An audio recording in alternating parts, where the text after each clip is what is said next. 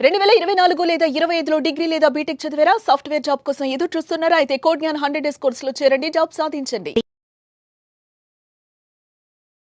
నమస్కారం డాక్టర్ ఆశేష గారు. నమస్కారం. బేసిక్గా అందరూ అంటూ ఉంటారు చిన్నపిల్లలకే జ్ఞాపక శక్తి ఎక్కువగా ఉంటుందని. కానీ ఇప్పుడున్న సిచ్యువేషన్లో జ్ఞాపక శక్తి అనేది పిల్లల్లో చాలా తక్కువైంది అని చెప్తున్నారు.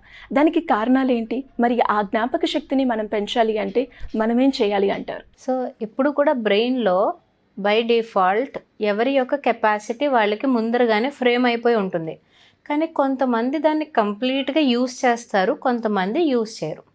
అయితే మనం చేసే పొరపాటు ఏంటంటే పిల్లల విషయంలో మనం ఇలా బుక్ ఓపెన్ చేసిన తర్వాత ఒక పిల్లోడికి ఒక పారాగ్రాఫ్ చదివి అది ఎగ్జామ్లో రిప్లికేట్ చేయలేకపోతే, లేకుంటే మళ్ళీ దాన్ని ఓరల్గా చెప్పలేకపోతే మర్చిపోతున్నావు, నువ్వు వస్తమాను మర్చిపోతున్నావు అని తల్లి తండ్రి, అమ్మ నాకు ఒకసారి చదువుతుంటే ఏం గుర్తుండట్లేదు, నాకు మెమరీ ఇష్యూస్ ఉన్నాయేమో అని పిల్లలు ఇలా వీటిపైన డిస్కషన్ పెంచేసుకుంటున్నారు. నిజానికి పిల్లల్లో ఇంతకు ముందులాగా only reading and writing method ఒకటే అయితే బ్రెయిన్కి నేర్చుకునే తత్వం ఎక్కువ ఉండట్లేదు. డిఫరెంట్ లెర్నింగ్ స్టైల్స్ వచ్చేసాయి. సో ఒక్కొక్కరికి ఒక్కొక్క లెర్నింగ్ స్టైల్ ఉంటుంది. అలా చేయడం వల్ల వాళ్ళకి బాగా గుర్తుంటుంది. లెర్నింగ్ అంటే ఏంటి? మనం నేర్చుకున్నది మన మెమరీలో స్టోర్ కూడా చేసుకోవాలి. అవును. లేకపోతే మనకు కావాల్సినప్పుడు దాన్ని మనం రీకాల్ చేసుకోలేం, రిట్రీవ్ చేసుకోలేం, రిహార్సల్ అనేది జరగదు. కాబట్టి అది జరగాలి అంటే మనము మెమరీలో బాగా ఫీడ్ అవ్వాలి అంటే బెస్ట్ టెక్నిక్ ఏంటి అంటే పిల్లలందరికీ మల్టీ సెన్సరీ అప్రోచ్ వాడాలి. ఓకే, అంటే మల్టీ సెన్సరీ అంటే ఏంటంటే కొంతమంది పిల్లలకు చూడండి, ఏదైనా ఒక కాన్సెప్ట్ని గ్రాఫికల్ ఆర్ విజువల్ రూపంలో నేర్పిస్తే వాళ్ళకి బాగా గుర్తుంటుంది. అవును, వాళ్ళు ఇంకా అది ఎప్పుడు మర్చిపోరు. ఫర్ ఎగ్జాంపుల్ మీరు చూడండి, రిఫ్లెక్షన్ ఆఫ్ లైట్ అనేది క్లాస్లో చాలా బోరింగ్ సబ్జెక్ట్లో కొంతమంది ఫీల్ అవుతారు. అదే మనము ఒక ప్రిజం లాంటి 3D డైమెన్షనల్ ఆబ్జెక్ట్ని తీసుకుని ఒక యానిమేషన్ ఇలా లైట్ పడడము, అది రిఫ్లెక్ట్ అవ్వడము, ఇన్ని డిగ్రీస్లో పెట్టడము, ఇలా ఒక యానిమేటెడ్ ఫామ్లో వాళ్ళకి చూపిస్తే వాళ్ళ లైఫ్లో ఎప్పుడు మర్చిపోతారు. చాలా ఇంట్రెస్టింగ్గా కూడా ఉంటుంది. అలా మనం కొన్ని సబ్జెక్ట్స్ని విజువల్ ఫార్మాట్స్లోకి కన్వర్ట్ చేయొచ్చు. ఓకే, అందుకే మనం దాన్ని డిజిటల్ లెర్నింగ్ అంటున్నాం. అంటే స్క్రీన్ పై నుంచి మనం విజువల్గా నేర్చుకుంటున్నాం కాబట్టి. మరి కొంతమందికి కళ్ళు ఇలా బాగా పనిచేసి మెమరీకి హెల్ప్ అయితే, కొంతమందికి చెవులు బాగా హెల్ప్ చేస్తాయి. వాళ్ళది ఆడిటరీ లెర్నింగ్ స్టైల్ అయి ఉంటుంది. ఓకే, అయితే చూడండి, వాళ్ళకి అమ్మ నువ్వు ఈ పారాగ్రాఫ్ చదివమ్మా, నువ్వు చదివితే నేను వింటాను, నువ్వు చదివితే నాకు బాగా గుర్తుంటుంది అంటారు. లేకపోతే ఫ్రెండ్స్లో వీళ్ళకి పార్ట్నర్స్ ఉంటారు కదా, నువ్వు పైకి చదివాయి నేను వింటూ ఉంటాను, నాకు వచ్చేస్తుంది అంటారు. ఈ ఆడిటరీ లెర్నింగ్ స్టైల్ ఉన్న పిల్లలకి క్లాస్లో కూడా టీచర్ చెప్తున్నప్పుడు బ్రెయిన్లో ఏదైతే స్టోర్ చేసుకుంటారో అదే ఎగ్జామ్లో రాసేస్తారు. అందుకే చూడండి, కొంతమంది పేరెంట్స్ అంటారు బుక్ తీయదండి, కానీ క్లాస్లో విన్నది విన్నట్టుగా మళ్ళీ రాసేయగలుగుతుంది. నేనేమంటానంటే అలా రాసేసే అమ్మాయి కదా, ఇంకొంచెం చదివితే ఇంకా బాగా మార్కులు వస్తాయని మేము అంటున్నాం, తను వినట్లేదు అని అంటూ ఉంటారు. నిజానికి వాళ్ళ లెర్నింగ్ స్టైల్ ఏంటి అంటే ఆడిటరీ లెర్నింగ్ స్టైల్. ఓకే, ఇంకొంతమంది ఉంటారు, ఇది జనరల్గా మన ఎడ్యుకేషన్ సిస్టంలో ఎక్కువ అడాప్ట్ చేసుకోరు. సెన్సెస్ కళ్ళు చెవులు ఎలా ఉన్నాయో ముక్కు కూడా, ఆడియో, స్మెల్. మరి ఇది ఎలాగ మనకి హెల్ప్ అవుతుంది అంటే మనం చదువుకున్న ప్రదేశాల్లో ఎప్పుడు కూడా మంచి ఫ్రాగ్రెన్స్ పెట్టుకోవడం వల్ల మన బ్రెయిన్కి రిసెప్టివిటీ ఎక్కువ అవుతూ ఉంటుంది. ఓకే, లైక్ యండమూరి వీరేంద్రనాథ్ గారు, ఆయన ఎప్పుడు కూడా పుస్తకం రాయడానికి మొదలు పెట్టేటప్పుడు కానీ, ఏదైనా ఆయన డెస్క్ దగ్గర కూర్చుని వర్క్ చేసుకునేటప్పుడు కానీ ఒక అగర్బత్తి కానీ పర్ఫ్యూమ్ కానీ రాస్తారు. అక్కడ ఎయిర్ ఫ్రెషనర్ కానీ ఆ సిచ్యువేషన్లో ఆయన యూస్ చేస్తారు. అంటే మైండ్ అది రిపీటెడ్గా అది పీల్చుకున్నప్పుడు చేసినప్పుడు yes I'm now entering into work mode, learning mode, reading mode అని అర్థమవుతుంది. చూడండి, అందుకే కొంతమంది పిల్లల్ని మనం కూర్చునే యాంబియన్స్ ప్రాపర్గా ఉండాలని ఎందుకంటాము అంటే వాళ్ళు పీల్చుకునే స్మెల్ కూడా వాళ్ళకి ఇంట్రెస్ట్ ఇన్కల్కేట్ చేస్తూ ఉంటుంది.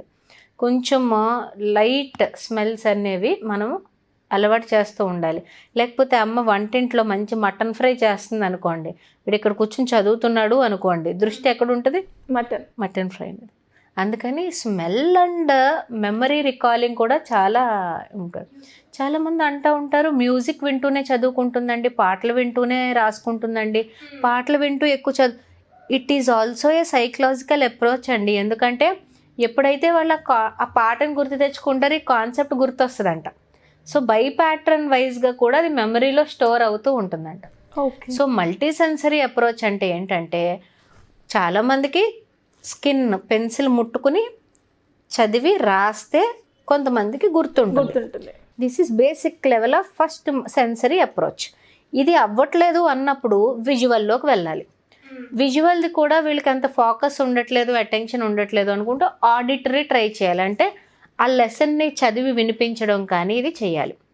తర్వాత ఈ ఆడియో అనేది స్మెల్ కూడా బాగా యూస్ అవుతుంది.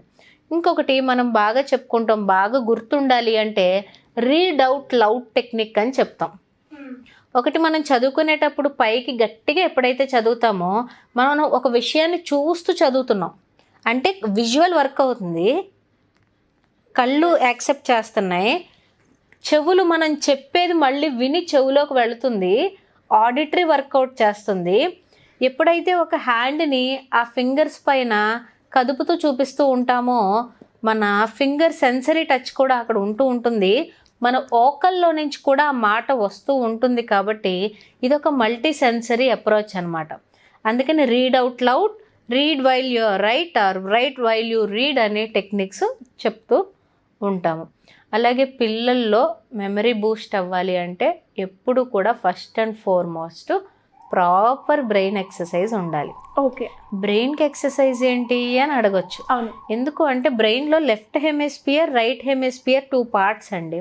మనకి అందరికీ ఎక్కువ రైట్ హ్యాండ్ రైటింగ్ ఉంటుంది, లెఫ్ట్ బ్రెయిన్ బాగా వర్క్ చేసేస్తూ ఉంటుంది. చాలా తక్కువ మందికే లెఫ్ట్ హ్యాండ్ రైటింగ్ ఉంటుంది, రైట్ ఉంటుంది. కానీ memory, recalling, storing, learning, perception ఇవన్నీ కూడా అటెన్షన్ ఇవన్నీ కూడా ఈ కాగ్నేటివ్ ఎబిలిటీస్ అన్నీ కూడా బ్రెయిన్ ఓవరాల్ డెవలప్మెంట్కి రిలేటెడ్. బ్రెయిన్ ఓవరాల్ డెవలప్మెంట్ ఉండాలి అంటే ప్రాపర్ ఎక్సర్సైజ్ ఉండాలి. సో ఆ ఎక్సర్సైజ్ ఏంటి మేడం? ఈ ఎక్సర్సైజెస్ మనం ఏం చేసినా కూడా మన థింకింగ్ కెపాసిటీ పెరిగేలా చేయాలి. 2, మనం ఎప్పుడు చేసే విధానాన్ని కొంచెం మార్చి చేయడం వల్ల కూడా బ్రెయిన్ ఆలోచిస్తుంది. ఫర్ ఎగ్జాంపుల్ ఎప్పుడు రైట్ హ్యాండ్తో రాస్తున్నాం అనుకోండి, అప్పుడప్పుడు లెఫ్ట్ హ్యాండ్తో రాయడం ట్రై చేసాం అనుకోండి, మనం డిఫాల్ట్ మోడ్ ఆఫ్ థింకింగ్లో నుంచి ఒక డిఫరెంట్ వేలోకి ఎంటర్ అవుతూ ఉంటాం. రోజు వెళ్ళే రూట్లోనే వెళ్తున్నాం అనుకోండి, మైండ్ అది బ్లైండ్ డిఫాల్ట్ థింకింగ్. అది కొత్త రూట్ ట్రై చేసాం అనుకోండి, బ్రెయిన్కి ఇంకొంచెం పదును పెడుతున్నట్టు. రైట్ హ్యాండ్తో బ్రష్ చేస్తున్నాం అనుకోండి, లెఫ్ట్ హ్యాండ్తో బ్రష్ చేయడం మొదలు పెట్టాం అనుకోండి, ఒక బ్రెయిన్కి ఒక పదును పెట్టినట్టు. ఇలాగా పిల్లల్లో బ్రెయిన్ ఎక్సర్సైజ్ ఉండాలి. ఫస్ట్ ఫుడ్ చాలా ఇంపార్టెంట్. జంక్ తినే కొద్దీ బ్రెయిన్ మొద్దుబారిపోతుంది. ఫైబర్, ఫ్రూట్, న్యూట్రియస్ ఫుడ్స్ ఎవరైతే తింటారో అవసరమైతే మల్టీవైటమిన్ కూడా అప్పుడప్పుడు యూస్ చేయొచ్చు. ఇలా చేసి హైడ్రేటెడ్గా బాడీ ఎవరైతే ఉంచుకుంటారో ఈ 3 ప్రాపర్గా జరగాలి. ఫిజికల్ ఎక్సర్సైజ్ కామన్, స్లీప్ మెమరీకి ఇంకా వెరీ క్లోజ్ రీజన్. ఓకే. నిద్ర లేకపోతే ఆటోమేటిక్గా మెమరీ ఇష్యూస్ వచ్చేస్తాయి. చాలామంది యుఎస్ క్లయింట్స్ ఉంటారు నాకు, వాళ్ళు ఏంటంటే అక్కడ ఒకరోజు 4 అవర్స్ పడుకుంటారు, ఒకరోజు 3 అవర్స్ పడుకుంటారు, ఒకరోజు 6 అవర్స్ పడుకుంటారు, వీకెండ్లో 2 డేస్ పడుకుని పోతారు. How disturbing that sleep cycle is. అప్పుడు అసలు బ్రెయిన్ కొన్నాళ్ళకి అది అసలు హెల్త్ అనేది బ్రెయిన్ హెల్త్ అనేది ప్రాపర్గా మెయింటైన్ అవుతుందా? Very damaging. And memory Boost అవ్వాలి అంటే ఫస్ట్ స్లీప్ ప్యాటర్న్ ప్రాపర్గా ఉండాలి. 11కి పడుకుంటావా, 6కి లెగుస్తావా, రోజు అలాగేనే చెయ్యి. పోనీ 10కి పడుకుంటావా, 7కి లెగుస్తావా, రోజు అలానే చెయ్యి.